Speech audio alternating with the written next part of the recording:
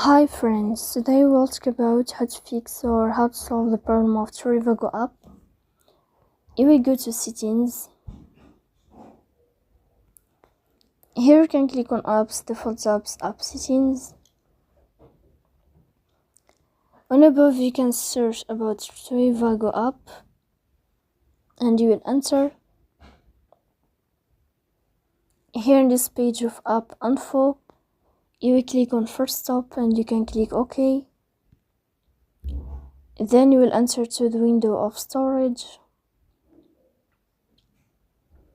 Here you can click on clear cache.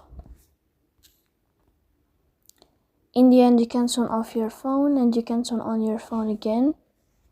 So please don't forget to support us by like and subscribe. See you next time in another video, and thank you for your attention and your